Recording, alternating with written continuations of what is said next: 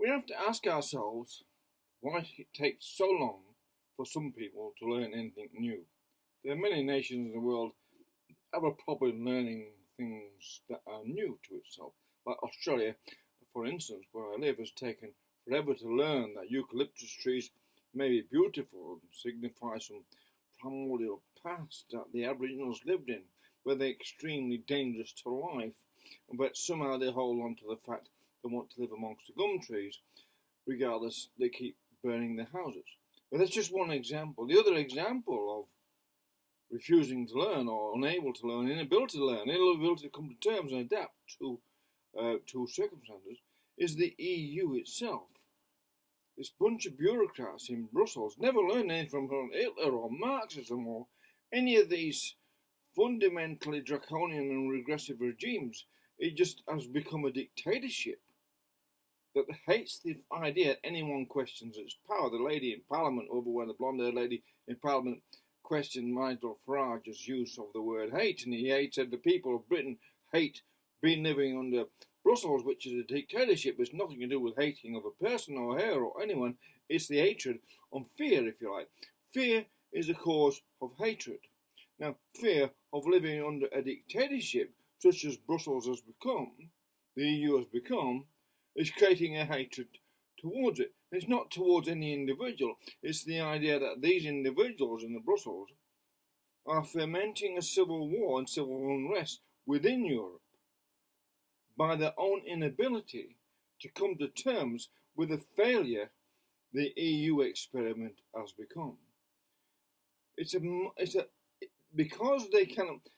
There is probably credit and merit into having the states what are unified by some special purpose, but if that means its only purpose is to enrich a politically correct elite, will go along with the dictates of a bureaucratic elite, and it leaves people in all the nations, the sovereign people of all the nations, are still sovereign in their soul to their own national identity. If it leaves them without a choice and takes a freedom away from them to be what nature made them, then that also contradicts every politically correct premise that they base most of their policies on.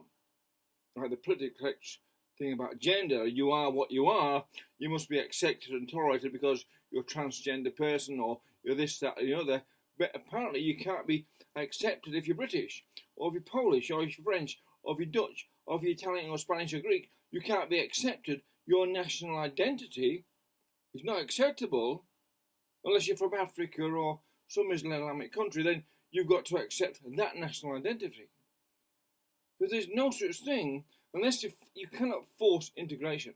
And the EU thinks it can force people to be integrated across races, but it will cause, and it's causing in itself, a massive class system that is based not on merit of being able to develop your own wealth through your own efforts and through a free market capitalist approach, but by being in favour, by being within the elite and the nepotistic, chronistic elite, by being within that crowd, like it is in the BBC and on the bureaucracies and everywhere.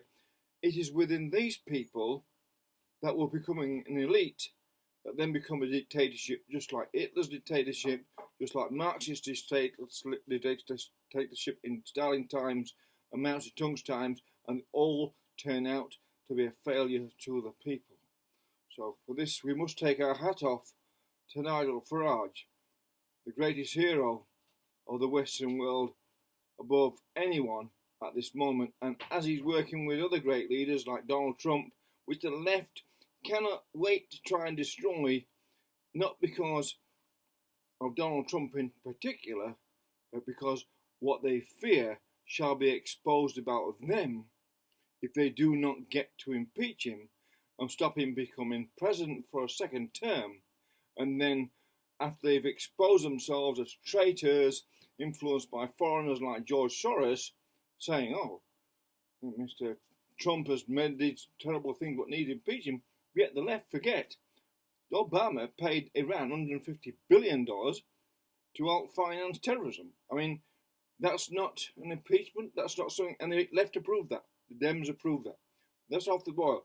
But nonetheless, it shows you how corrupt this left are when they think and assume they're the arrogance and ignorance and vanity. They no longer listen to the people and only listen to themselves, and are dictated to by some sort of inside elite what's created this formula based on political correctness, which is a sort of prisoner code, if you like, because once you join it, you can't escape it, and everyone can see that, and that's why the left itself is failing, and that's why the EU, which has predominantly become a left-wing organisation, enriching itself off the back of all the capitalists, and the sort of corruption within the bankers as well, are just a sort of same sort of despotic elite.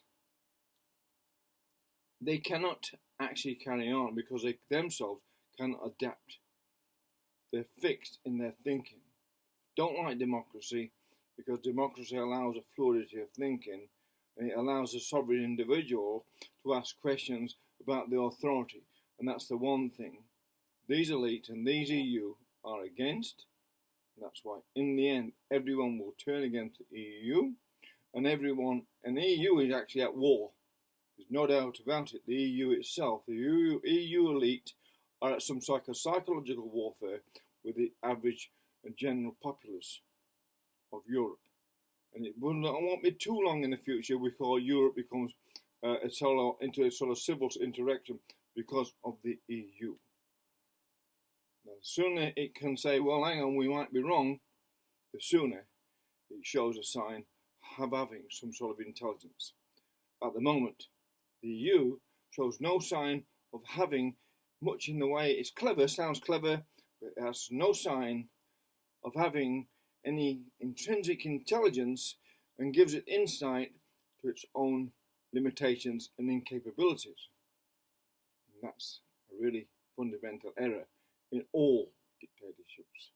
From Hitler to Stalin to Mao, the EU and the Dems and the left, Corbyn, whoever so, thinks they no longer need to listen to the intelligence within the people that questions, because that's what democracy and freedom is based on.